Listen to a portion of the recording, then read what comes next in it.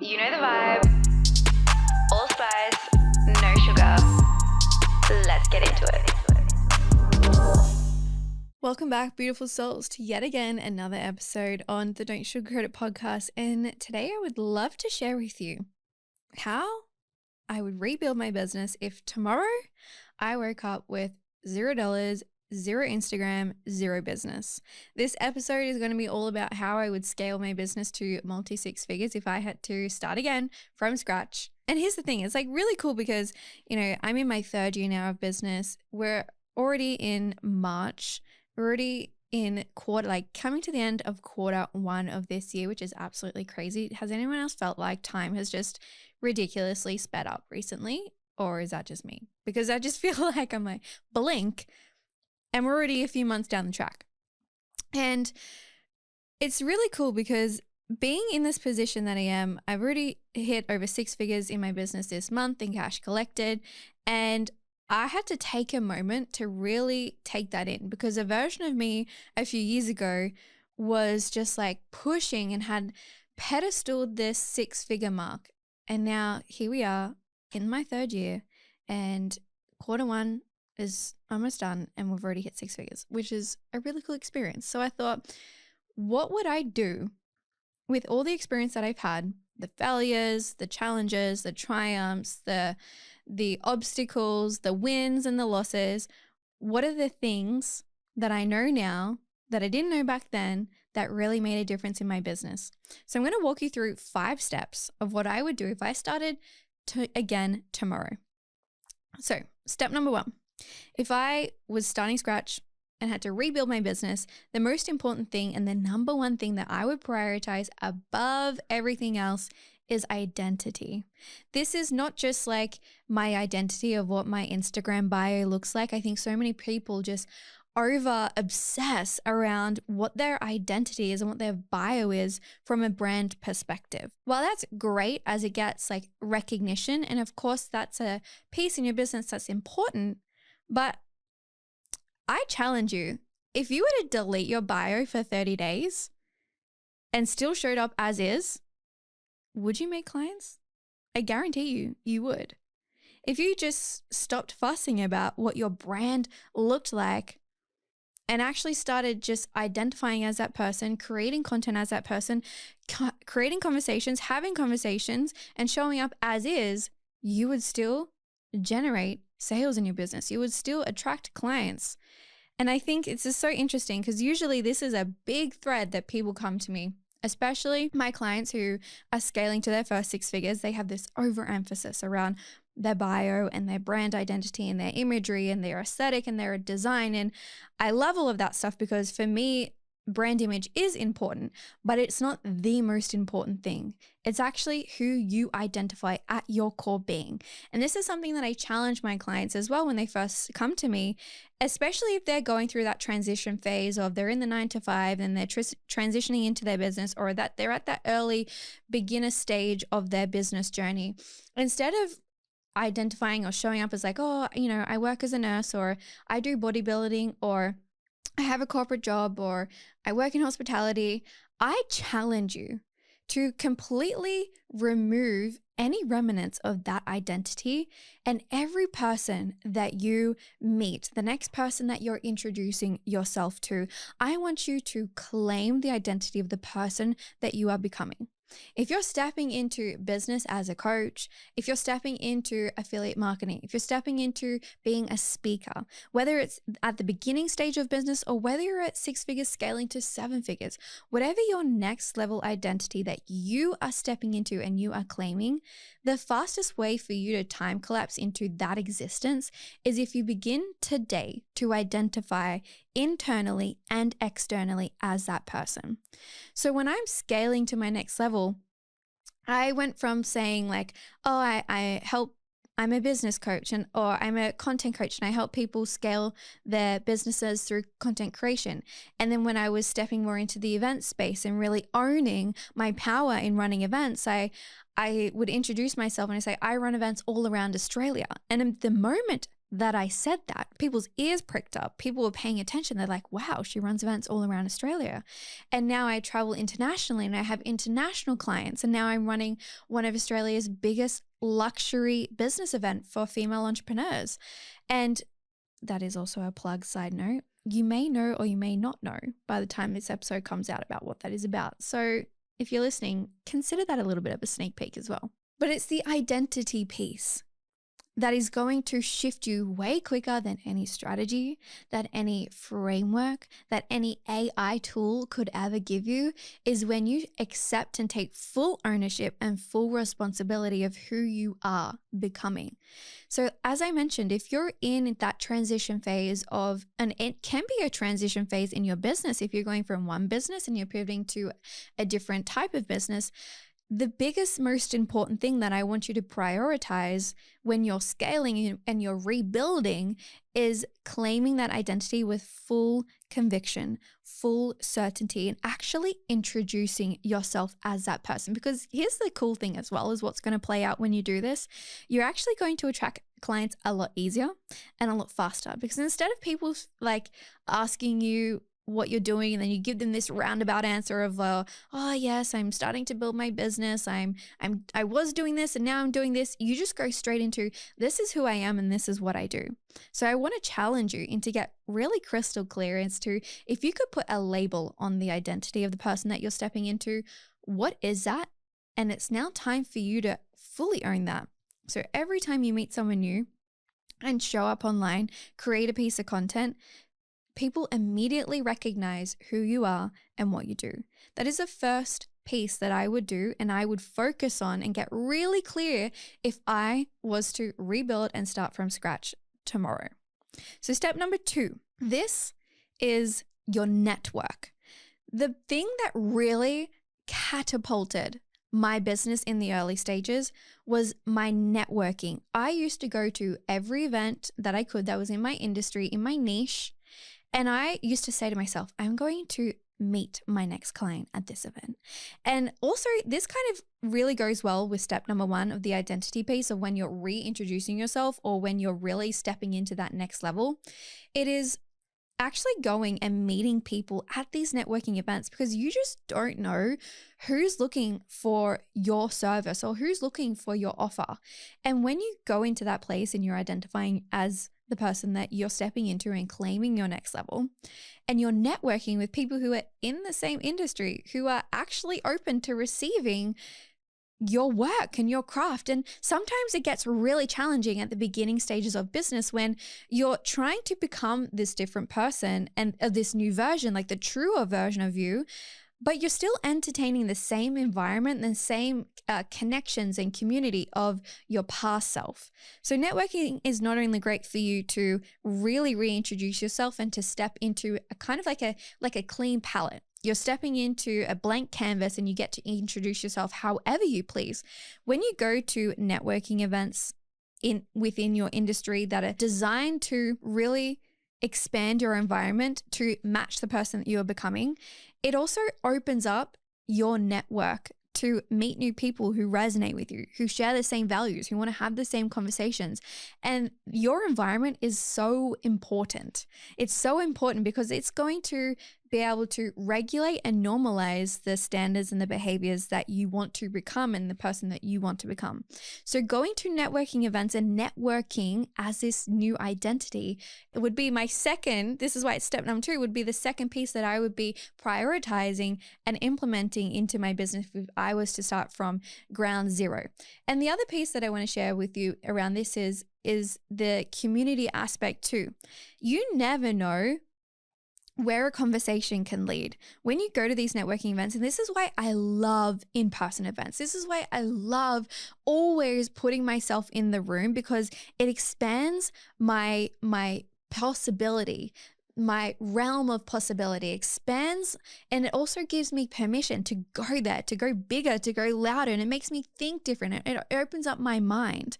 And for me, even now, networking, whilst I don't go to every event that I could find at the beginning, I was just so obsessed with just talking to people who got me, who thought like me, because at the time I didn't really have many friends, or the people who I was surrounding myself with didn't kind of think or share the same values with me. So when I went to these events, it made me, I was like, oh my God, these people get me. I felt like that sense of belonging. And then of course, the added benefit of every single time I went to an event, I met my next client, I would network, and that would either create an opportunity, or I would meet a connection that would lead to my next gig or my next contract or my next client. It was just like the stepping stone pieces. And I still very much value networking to this day, because I still have that same thread. Every event that I choose to, and whilst I'm a little bit more particular in where I actually go and what events I actually do go to, I always have in my mind this knowing that I'm going there for a reason, that there's a reason why I'm going to be there, that there's either going to be an opportunity that comes up, there's going to be a person that I connect with who ends up being my next level client, or I get offered a collaboration or a partnership, or I meet someone who opens up a doorway for me. And having that just thought process has been able to excel me so rapidly in my business. And this is why too, like I've traveled internationally to go to networking live events, because the value that you can get at these spaces is incredible. Like it's invaluable, like what you can actually get access to, not just in the knowledge that you consume, not just in the people that you meet, not just in the clients that you'll attract, but also just like who you become when you're in a room of people who get you and who expand you. So that would be step number 2. I would be networking my little butt off if I was to start again from ground zero. Step number 3 is I would get very clear on my brand messaging. Now, here's the thing I've really recognized over the past few years, and this is a really cool piece, is I've gone viral. I've had reels hit millions of views. I've had reels that have hit multiple hundreds of thousands of views with lots of comments, lots of shares, lots of likes, massive exposure, right? And it's so interesting because these reels, the ones that have gone viral, usually have generated me like $0. The reels or the posts that have gotten a couple of thousand views and a couple of comments, they're usually the ones that have made me multiple 5 figures. So there's this whole stigma of visibility, exposure, get more people, get more eyes. But really, when I look at how I've attracted clients and how I've been able to create a high converting content asset, meaning that my content creates conversations, my content converts for me. When I look at the pieces that actually did convert, whilst yes, it's great to get new eyes on your content, but at the end of the day, I'm here to make money. I'm here to create impact. And in order to create impact, I need to make more money. I'm here to lead women into scaling their business so they can share their magic with the world. In order to do that, I need to make money. So for me, I would actually prefer for my content to get less views if it's going to generate me a sale that's $20,000 to $30,000. And the way that I have recognized is the most important thing when it comes to actually creating a high converting content asset is your messaging. Is actually knowing exactly how to speak to your ideal client, knowing exactly how to get into their brain, using the psychology of movement messaging, which is something that I teach inside my containers, is how to actually communicate in the language of your audience, in the language of your potential client. So that when they're consuming your content, they just look at you and they go, oh my God, she gets me at a level that no one else does. And in that moment, when they have that experience, they say, she's the next person for me. She is the mentor for me. And that what creates the most seamless conversions and the most seamless attraction for clients. Like I said, I've had reels that have gone viral, that have hit millions of views. And do you think they've led to conversions? Not really. Very minimally. But the content that I've created that has been articulated with this movement messaging, speaking directly to the type of person that I'm attracting into my world, whether it's for my high-level mastermind CEO table, which are for women who are already at that 6-figure mark, scaling beyond that to 7 figures, or if it's for clients who are scaling to their first 6 figures, which is for the collective, or whether it's for my 3-day transformation event, I'm very particular in the languaging that I'm using in these posts so it actually lands fully for the ideal client. And that is what creates a high converting content asset. And this is something that I'm very motivated by, because I see women who have got such a huge potential. They have so much magic to offer. And I see the content that they're creating, and it just makes me want to shake them and be like, girl, this is not it. This is not it. I know you think you want visibility, and I know you think you want your reels to pop off. But what you actually want is direct, laser focused messaging that speaks so directly to your ideal client that just one person who comments on that post can turn into a high ticket conversion. That's where the money's at. That's where scaling your brand is at. That's the thing that I'm so passionate about teaching. And this is a very core concept of what I work with my clients inside of my masterminds. So that would be the next thing that I would focus on if I was to start from ground zero, is I would be super focused on my messaging rather than my visibility. I would be focused on how I can speak directly to my ideal client, get into their minds, understand their brain, understand their psychology, understand their thoughts and their belief patterns, and learn how to create articulated, laser-focused messaging that cuts through all of the bullshit and moves these people into my world seamlessly. Step number 4, when it comes to starting my business from ground zero, is I would just focus on one simple offer. One simple offer. This is going to be your main flagship offer. So many people get so caught up in running all of these small little containers and doing 1-to-1 and doing a 4-week container, and doing a masterclass and doing a challenge and just running all of these little fugazi, woo-woo, just little pieces of shit. And then they get frustrated when they aren't making money in their business, and they're just getting so caught up in doing all the little things because they don't think that they have enough skill set, or they don't think they have enough knowledge to create a flagship offer. And your flagship offer needs to be at least 6 to 12 months. And this is what I did that no one else was doing at the time when I was scaling my business. And this is how I was able to create success a lot faster than 90% of the people in the industry, where I was able to actually overstep people who were doing better than me when I first started, is because I just created one flagship offer, one container that was a 12-month coaching container. And that's all that I focused on. I didn't worry about 1-to-1s. I didn't worry about doing mini challenges. I didn't worry about doing 6-week group programs. I focused on one offer that was a 12-month container. And everything that I was doing was going directly into that offer. And that is how I was able to build a sustainable business in such a short period of time. That sustainable, the recurring revenue I was getting for that was able to create stability and structure in my business. So when I left my nursing career, there was times where it was up and down, and I was like, oh, I don't know how we're going to get through this month. But because I had that one offer, that just built and grew over time to create a sustainable and predictable income. So I actually had a safety net, knowing I had X amount in, rather than signing a 1-on-1. And yes, of course, it might be a bit more high ticket if I signed a 6 to 8 week 1-on-1, but how quick does 6 to 8 weeks come around? And then you have to go and try and find another person, then another person. And that's just cortisol inducing business. Instead, you want to create stability, which is having one flagship offer. And you want that to be at least 6 or 12 months.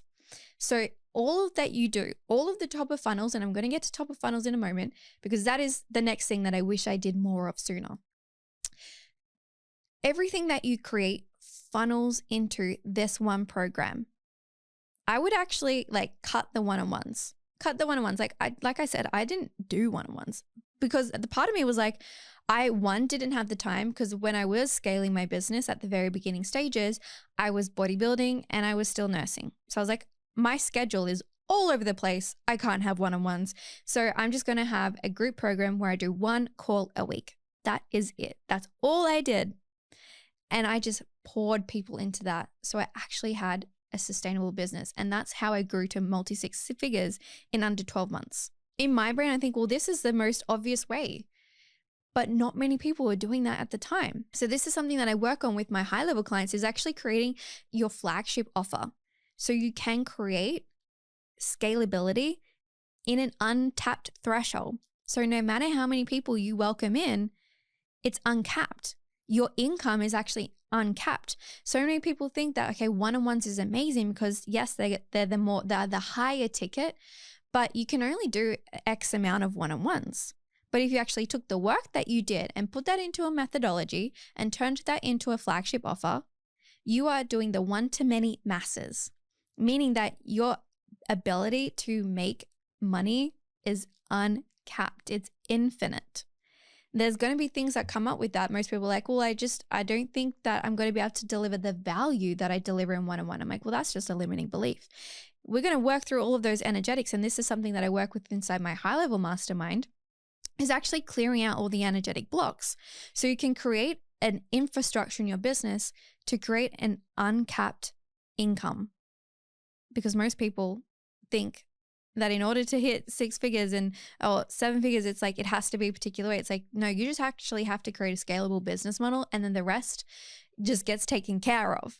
And this is really cool. And this is something that is so, like, I'm so grateful for past me, like high five past me for doing this and not listening to what everyone else was doing in the industry at the time and just being like, no, I don't want to do one-on-ones. I'm just focusing on one flagship offer and scaling my business from there. Like, go girl, fucking go girl.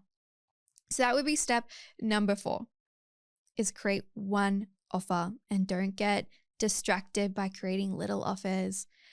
Step number 5, if I was to start tomorrow to rebuild my business from zero, step number 5 would be my top of funnels. Now, notice how I said scalable main flagship offer first, then top of funnels. I would make sure that in my business offer suite that I knew where people were going after I did a masterclass. Because a lot of people are like, I'm just going to run a masterclass. I'm like, cool. What are you selling them into? Where are they going? And they're like, oh, I don't know. This is a big problem, it's think about your client journey and how you can have them stay for the longest period of time and continue to stay. The most magical thing about my offers is people renew 12 months at a time. I've had clients that have been with me for 2 years and they just constantly renew.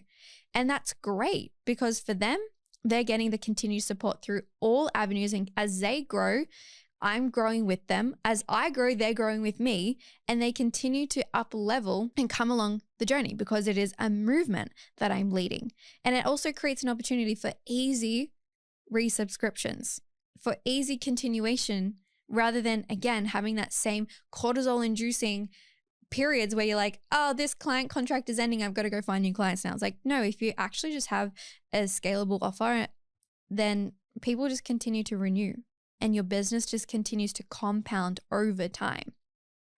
But coming to top of funnels, another thing that I did really well is whilst it was very much running, and I felt like I have been running for the first 2 years of my business, is I was constantly banging out top of funnels in the sense of events, exposure, visibility. I was constantly putting something out to attract more people into my world. So I ran over 20 events in my first 2 years of business, which is absolutely insane.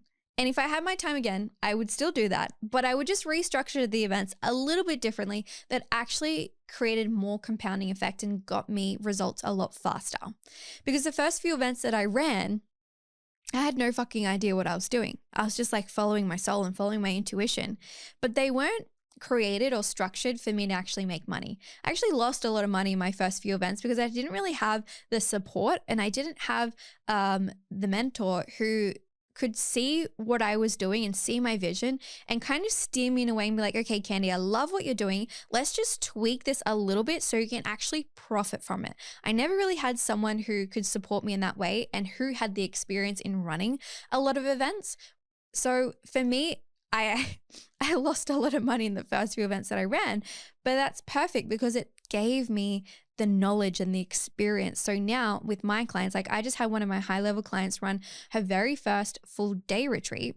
And on the back end, she's now just hit her highest cash month in business ever with the least amount of effort on her behalf. Like she'd hit close to this amount before, but she had her highest cash month, and we've exceeded that like massively. But for her to hit that last high cash month, she was doing so much and she was forcing, and just like there was a lot of the doing and the hustling energy.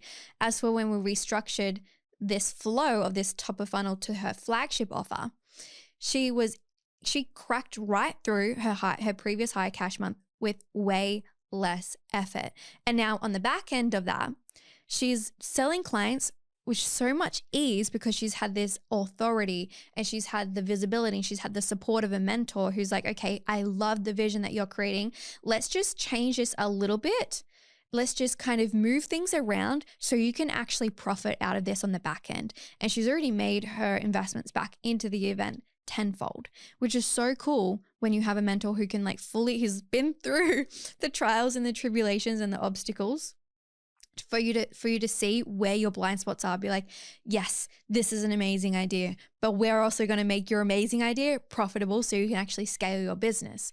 And now with that same client, it's now looking at the offer flow for her. So the next time she runs an event, she can make even more money and she continue to scale and really have that uncapped approach.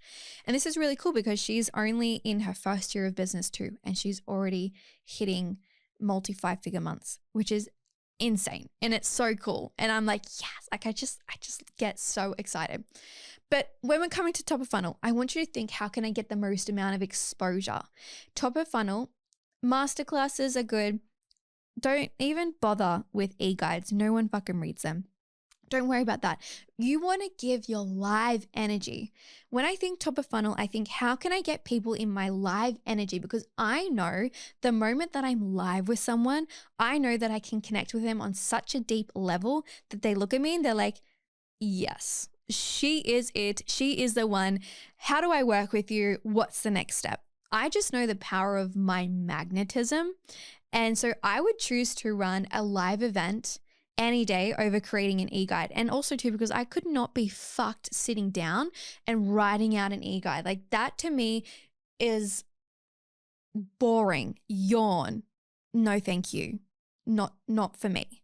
So for me, instead, I'm like, I want to be live. So even a live masterclass, like I'm not someone who will film training videos and then like sell them, or like film processes and activations and then sell them. Like, no, I'm like, you get to be in my live energy. Like that's what I know where my power is.